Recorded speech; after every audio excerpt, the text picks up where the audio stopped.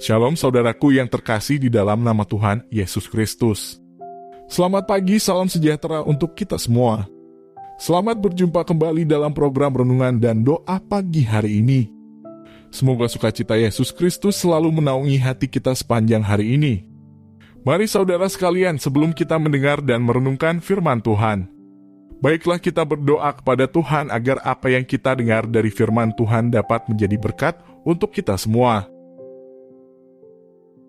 Tuhan Allah Bapa yang kami puji dan kami muliakan, terima kasih buat kasih setiamu Tuhan yang memberikan kami kehidupan sampai saat ini. Tuhan, sebentar kami akan mendengarkan firman-Mu. Biarlah firman yang akan kami dengar dapat tertanam di setiap hati kami. Berikan ketenangan pada kami Tuhan, supaya kami dapat duduk tenang untuk membaca dan merenungkan firman-Mu. Berikan hati dan pemikiran yang terbuka di setiap kami, agar dapat mengerti apapun yang disampaikan oleh-Mu Tuhan. Jauhkan dari segala kuasa kegelapan yang ingin mengganggu kami ini Tuhan, supaya kemuliaan Tuhan semakin ditinggikan. Firman-Mu adalah ya dan amin, yang dapat membawa kami ke dalam kedamaian. Inilah permohonan kami Tuhan. Sebelum kami sampaikan, Tuhan sudah lebih mengerti apapun yang kami rasakan. Kami tahu Tuhan selalu ada dan sudah mengabulkan segala permohonan kami. Di dalam nama Tuhan Yesus yang menjadi juru selamat kami yang hidup, kami telah berdoa dan mengucap syukur. Amin.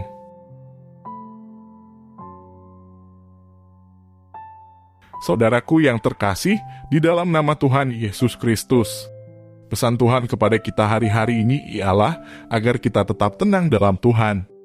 Memang goncangan-goncangan yang sedang terjadi di dunia ini adalah penggenapan dari firman Tuhan. Hagai 2 ayat 7 dan 8 berkata, sebab beginilah firman Tuhan semesta alam. Sedikit waktu lagi maka aku akan menggoncangkan langit dan bumi, laut dan darat. Aku akan menggoncangkan segala bangsa, sehingga barang yang indah-indah kepunyaan segala bangsa datang mengalir. Maka aku akan memenuhi rumah ini dengan kemegahan. Firman Tuhan semesta alam. Saudara tentu masih ingat dengan peristiwa krisis ekonomi yang terjadi di Indonesia pada tahun 1997 sampai 1998, di mana pada saat itu ada begitu banyak bank dan perusahaan yang kolaps. Terjadi kepanikan dan kebingungan, bahkan terjadi kerusuhan-kerusuhan. Nilai mata uang USD yang tadinya berada di nilai sekitar Rp2.000 tiba-tiba melonjak drastis sampai sekitar Rp18.000. Suatu kepanikan dan krisis yang dahsyat terjadi bagi Indonesia pada waktu itu. Dan sampai hari ini pun hal tersebut belum pulih dengan baik. Krisis ekonomi pada waktu itu juga melanda banyak negara. Dan hari-hari ini kita sudah mengetahui juga, bahkan negara adidaya seperti Amerika Serikat yang berpenghasilan sekitar USD 13,6 triliun, di mana mata uang mereka digunakan di seluruh dunia untuk berbagai transaksi, sekarang sedang mengalami krisis ekonomi. Seorang hamba Tuhan dari Amerika sudah bernubuat, Amerika akan mengalami kegoncangan besar dalam perekonomian, dan hal itu pun terjadi sekarang. Mungkin saudara tidak pernah berpikir bahwa suatu negara yang besar dan kuat seperti Amerika Serikat dapat Tuhan goncangkan. Ini semua harus terjadi untuk menggenapi firman Tuhan. Dan firman Tuhan pun berkata bahwa kekayaan bangsa-bangsa, kekayaan orang-orang fasik akan mengalir kepada gereja Tuhan, agar umat Tuhan memuliakan Dia.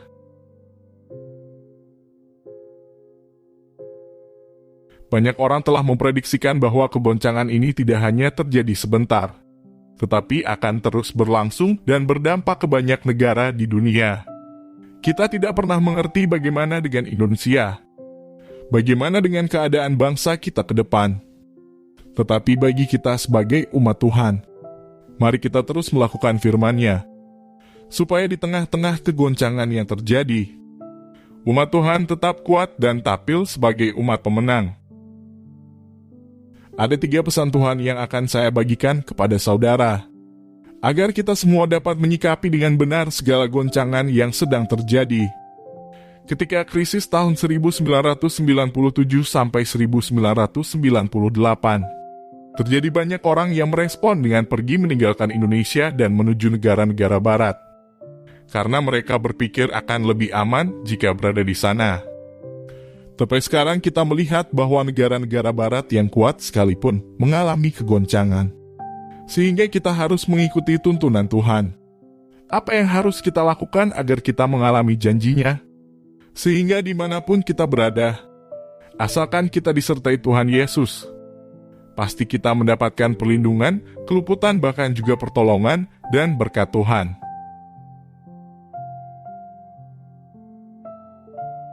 Pesan Tuhan terambil dari Yesaya 30 ayat 15-16. Sebab beginilah firman Tuhan Allah yang Maha Kudus, Allah Israel. Dengan bertobat dan tinggal diam, kamu akan diselamatkan. Dalam tinggal tenang dan percaya terletak kekuatanmu, tetapi kamu enggan. Kamu berkata, bukan kami mau naik kuda dan lari cepat, maka kamu akan lari dan lenyap. Katamu pula, kami mau mengendarai kuda tangkas, maka para pengejarmu akan lebih tangkas lagi. Di tengah-tengah goncangan yang terjadi, Tuhan berpesan kepada umatnya untuk bertobat, tinggal diam, tenang, dan percaya. Mari renungkan, apakah saudara sudah jauh dari Tuhan? Apakah ada hal-hal yang saudara lakukan yang melanggar firman Tuhan? Apakah langkah-langkah saudara dalam bekerja atau berbisnis melakukan hal-hal yang di luar kebenaran firman Tuhan? Saudara, Tuhan mengajak kita semua untuk bertobat dan kembali lagi ke jalannya. Dan Tuhan ingatkan kita juga untuk tinggal tenang. Pada waktu kita melihat krisis terjadi, bahkan mengalami krisis, Tuhan minta kita tinggal diam, duduk di bawah kaki Tuhan, yang berbicara mengenai banyak berdoa, memuji dan menyembah Tuhan, serta merenungkan firman-Nya. Saat kita melakukannya, maka akan ada ketenangan di hati kita. Lalu Tuhan akan memberikan kita hikmat-Nya mengenai langkah apa yang harus kita ambil. Apa yang harus kita lakukan? Damai sejahtera Tuhan yang tidak bisa dunia berikan akan memenuhi hati dan pikiran kita, sehingga hati kita tetap teguh dan percaya padanya. Jangan pernah saudara berpikir bahwa saudara mau naik kuda dan berlari lebih cepat lagi, yang berbicara mengenai bagaimana saudara menghadapi krisis dengan menggunakan kekuatan saudara sendiri. Mazmur 46 ayat 2 dan 8 berkata, Allah itu bagi kita tempat perlindungan dan kekuatan, sebagai penolong dalam kesesakan sangat terbukti. Sebab itu kita tidak akan takut, sekalipun bumi berubah, sekalipun gunung-gunung goncang di dalam laut, sekalipun ribut dan berbuih airnya, sekalipun gunung-gunung goyang oleh gloranya. Setelah kota Allah, kediaman yang maha tinggi, disukakan oleh aliran-aliran sebuah sungai. Allah ada di dalamnya. Kota itu tidak akan goncang. Allah akan menolongnya menjelang pagi. Bangsa-bangsa ribut, kerajaan-kerajaan goncang, ia memperdengarkan suaranya, dan bumi pun hancur. Tuhan semesta Allah menyertai kita. Kota benteng kita ialah Allah Yakub. Kita melihat hari-hari ini bagaimana kerajaan-kerajaan digoncang. Dan kita akan melihat ke depan akan terjadi goncangan-goncangan yang makin besar. Hal-hal yang tidak pernah kita pikirkan atau bayangkan sebelumnya mungkin saja dapat terjadi. Namun ada suatu tempat yang tidak dapat digoncangkan, yaitu waktu kita tinggal di dalam kerajaan Allah. Mari saya berikan sebuah perumpamaan. Sejak dibukanya impor kendaraan-kendaraan mewah dari luar negeri, maka kalau kita melihat khususnya di jalan-jalan kota Jakarta, kita akan melihat ada banyak mobil-mobil mewah yang berharga miliaran rupiah dengan merek-merek yang jarang kita lihat. Mobil-mobil tersebut diimpor dalam keadaan completely built up. Artinya kendaraan tersebut diproduksi secara utuh langsung dari pabrik pembuatnya di luar negeri. Dengan 100% komponen yang ada termasuk semua aksesorisnya juga berasal dari pabrik pembuatnya.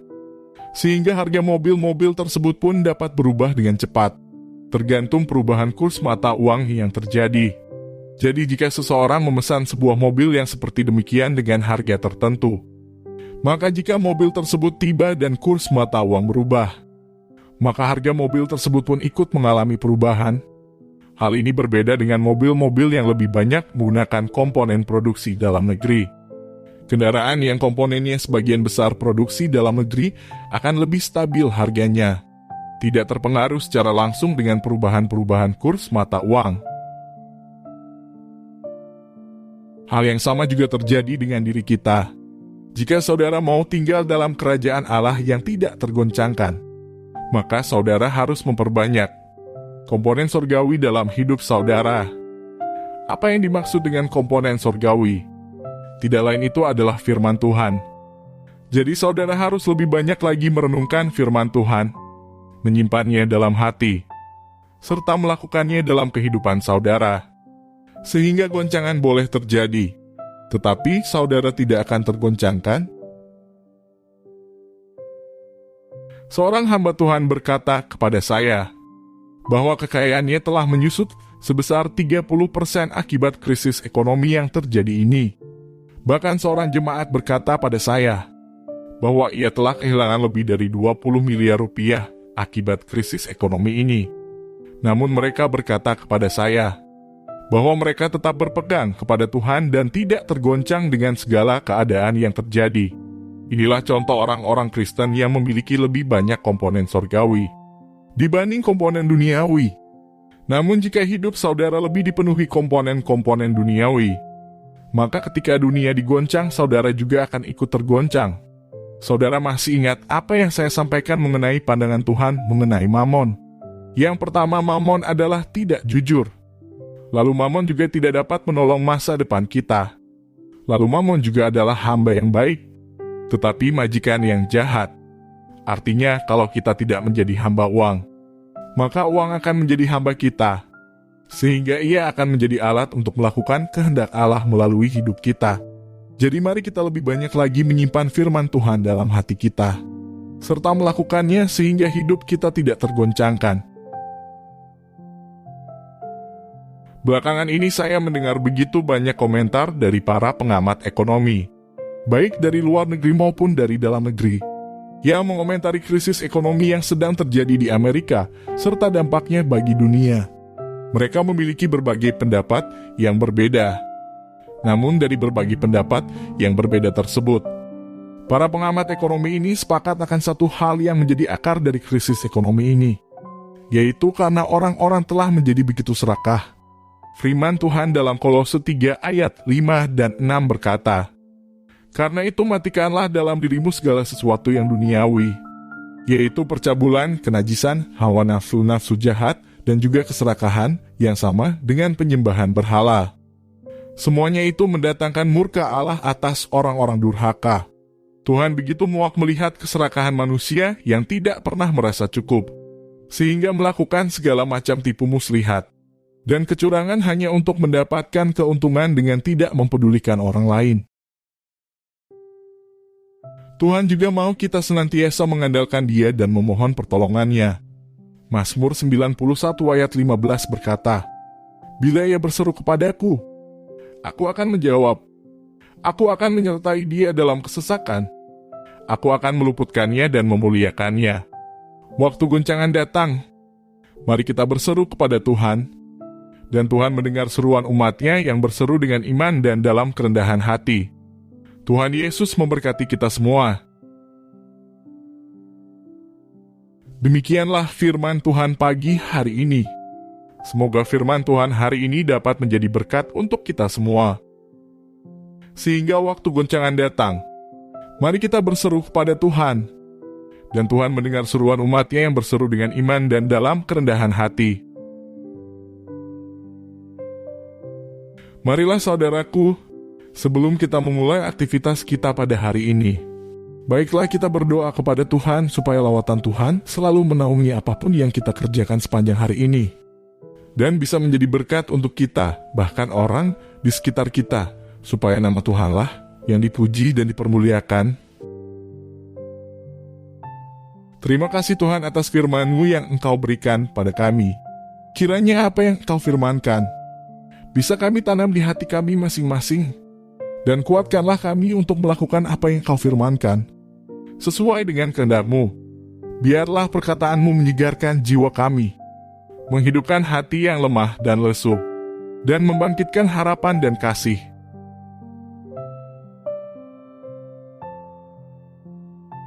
Segala puji dan syukur kami panjatkan ke hadirat-Mu Tuhan, atas segala cinta dan kasih-Mu yang masih kami rasakan di pagi hari yang indah ini, sehingga kami dapat melewati malam dan bangun dengan tubuh yang sehat dan penuh dengan sukacita. Itu semua karena berkat-Mu. Tuhan, Engkau tahu sebentar lagi kami akan memulai aktivitas kami dalam bekerja. Kiranya Tuhan selalu membimbing kami dalam segala pekerjaan yang akan kami lakukan. Jauhkanlah kami dari segala mara bahaya, dan jadikanlah pekerjaan yang kami lakukan ini menjadi berkat bagi kami dan juga orang lain. Ajari kami Tuhan untuk selalu bersabar dalam bekerja, selalu tetap mengandalkan kuasa-Mu dalam bekerja, dan senantiasa menyelesaikan pekerjaan dengan seisi-Mu Tuhan. Bimbing kami untuk bekerja dengan semangat dan kasih, bekerja sama dengan orang lain, terutama bekerja sama dengan Tuhan. Ketika kami mengalami kesulitan dalam bekerja, jangan biarkan kami tersesat Tuhan, tetapi tuntunlah kami dengan kasih-Mu untuk mencari jalan keluar dari segala kesulitan yang kami jumpai selama bekerja. Tuhan, di atas semua permohonan ini, kami adalah manusia yang lemah dan penuh dosa.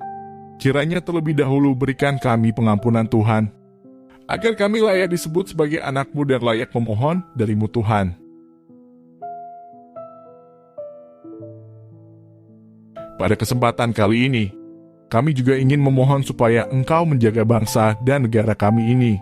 Bantulah bangsa ini agar dijauhkan dari segala macam bencana, malapetaka hingga perpecahan antar suku dan agama. Persatukan kami ya Tuhan, karena sejatinya kami merupakan suatu kesatuan, yaitu bangsa Indonesia. Ajarlah kami untuk saling menghormati satu dengan yang lain, supaya kami bisa menjaga toleransi yang selama ini tetap terjaga.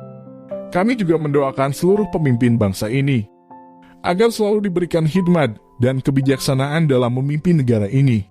Biarlah mereka mampu menjalankan pekerjaan sesuai dengan kehendak-Mu. Inilah doa kami ya Tuhan. Kiranya Engkau mengampuni segala dosa dan kesalahan kami. Mampukan kami untuk selalu bersyukur dan bersukacita atas berkat-Mu atas kami. Terima kasih Tuhan. Kami alaskan doa ini hanya dalam nama Tuhan Yesus kami berdoa. Amin.